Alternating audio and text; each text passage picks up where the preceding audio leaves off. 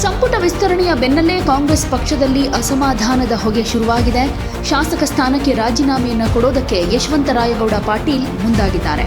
ರಾಜೀನಾಮೆ ಪತ್ರ ಕೂಡ ರೆಡಿ ಮಾಡಿಕೊಂಡಿದ್ದು ಅದನ್ನ ಸ್ಪೀಕರ್ಗೆ ಕೊಡೋದಕ್ಕೆ ತಯಾರಿ ಶುರು ಮಾಡಿಕೊಂಡಿದ್ದಾರೆ. ಸಚಿವ ಸ್ಥಾನದ ಪ್ರಬಲ ಆಕಾಂಕ್ಷಿಯಾಗಿದ್ದ ಇಂಡಿ ಶಾಸಕ ಯಶವಂತರಾಯಗೌಡ ಅವರು ಸಂಪುಟದಲ್ಲಿ ಸ್ಥಾನ ಸಿಗದ ಹಿನ್ನೆಲೆಯಲ್ಲಿ ರಾಜೀನಾಮೆಗೆ ಮುಂದಾಗಿದ್ದಾರೆ ಅಂತ ಹೇಳಲಾಗ್ತಾ ಇದೆ. ಇನ್ನು ಶಿವಮೊಗ್ಗ ಜಿಲ್ಲೆಯ ಸಾಗರ ವಿಧಾನಸಭಾ ಕ್ಷೇತ್ರದ ಕಾಂಗ್ರೆಸ್ ಪಕ್ಷದ 3 ಬಾರಿಯ ಶಾಸಕರಾಗಿದ್ರು ಸಚಿವ ಸ್ಥಾನ ಸಿಕ್ಕಿಲ್ಲ ಅಂತ ಬೇಳೂರು ಗೋಪಾಲಕೃಷ್ಣ ಬೇಸರ ಹೊರಹಾಕಿದ್ದು ನಾಳೆಯೇ ರಾಜೀನಾಮೆ ಕೊಡೋದಾಗಿ ತಿಳಿಸಿದ್ದಾರೆ. ಇನ್ನೊಂದು ಕಡೆ ಸಚಿವ ಸ್ಥಾನದ ಪ್ರಬಲ ಆಕಾಂಕ್ಷಿಯಾಗಿದ್ದ ಕಾಂಗ್ರೆಸ್ನ ಹಿರಿಯ ನಾಯಕ ಅಪ್ಪಾಜಿ ನಾಡಗೌಡ ಅವರು ಕೂಡ ರಾಜೀನಾಮೆ ಸಲ್ಲಿಕೆಗೆ ಮುಂದಾಗಿದ್ದಾರೆ. ಕರ್ನಾಟಕ ಸಾಬೂನು ಮತ್ತು ಮಾರ್ಜಕ ನಿಯಮಿತ ಅಧ್ಯಕ್ಷ ಸ್ಥಾನಕ್ಕೆ ರಾಜೀನಾಮೆಯನ್ನ ನೀಡಲಿದ್ದಾರೆ ಎನ್ನಲಾಗ್ತಿದೆ. ಇನ್ನು ಶಾಸಕ ತನ್ವೀರ್ ಅವರಿಗೂ ಕೂಡ ಸಚಿವ ಸ್ಥಾನ ಕೈತಪ್ಪಿರೋದ್ರಿಂದ ತನ್ವೀರ್ ಬೆಂಬಲಿಗರು ಮೈಸೂರಿನಲ್ಲಿ ರಸ್ತೆ ತೆರೆದು ಪ್ರತಿಭಟನೆ ನಡೆಸಿದ್ದಾರೆ. ಮೈಸೂರಿನ ಮಣಿಪಾಲ್ ಆಸ್ಪತ್ರೆ ಜಂಕ್ಷನ್ ಬಳಿ ಪ್ರತಿಭಟನೆ ಮಾಡಿದ್ದು ಪೆಟ್ರೋಲ್ ಸುರಿದುಕೊಳ್ಳುವುದಕ್ಕೂ ತನ್ವೀರ್ ಬೆಂಬಲಿಗ ಮುಂದಾಗಿದ್ದ.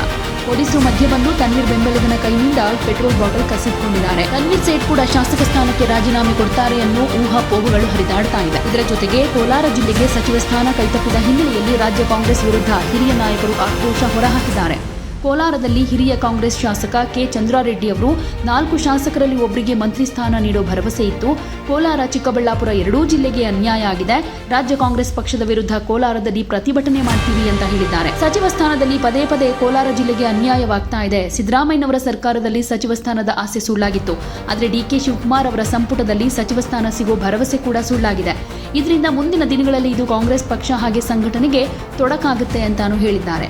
ಒಟ್ಟಾರೆ ಸಚಿವ ಸ್ಥಾನ ಸಿಗದ ಅನೇಕ ಆಕಾಂಕ್ಷಿಗಳಿಗೆ ಈಗ ನಿರಾಸೆಯಾಗಿದ್ದು ಜೊತೆಗೆ ರಾಜೀನಾಮೆಯ ಹೈಡ್ರಾಮಾ ಶುರುವಾಗುವ ಲಕ್ಷಣಗಳು ಕಾಂಗ್ರೆಸ್ ವಲಯದಲ್ಲಿ ಕಾಣಿಸ್ತಾ ಇದೆ. ಇದು ಡಿಕೆ ಶಿವಕುಮಾರ್ಗೆ ಒಂದು ರೀತಿ ಟೆನ್ಷನ್ಗೂ ಕಾರಣ ಆಗಿರೋದ್ರಿಂದ ಈಗ ಶುರುವಾಗಿರೋ ಟ್ರಬಲ್ ಅನ್ನ ಯಾವ ರೀತಿ ಶೂಟ್ ಮಾಡ್ತಾರೆ ಕಾದು ನೋಡೋಣ. ಯಾವುದೇ ಸುದ್ದಿಯ ಅಪ್ಡೇಟ್ ಅನ್ನ ಮಿಸ್ ಮಾಡ್ಕೊಳ್ಬಾರ್ದು ಅಂದ್ರೆ ಈಗ್ಲೇ ಒನ್ ಇಂಡಿಯಾವನ್ನ ಸಬ್ಸ್ಕ್ರೈಬ್ ಮಾಡಿ. ನಿಮಗೆ ಬೇಕಾದ ಭಾಷೆಯಲ್ಲಿ ಎಲ್ಲಾ ಸುದ್ದಿ ತಿಳಿಬೇಕು ಅಂದ್ರೆ ಒನ್ ಇಂಡಿಯಾ ಆಪ್ ಅನ್ನ ಡೌನ್ಲೋಡ್ ಮಾಡ್ಕೊಳ್ಳಿ.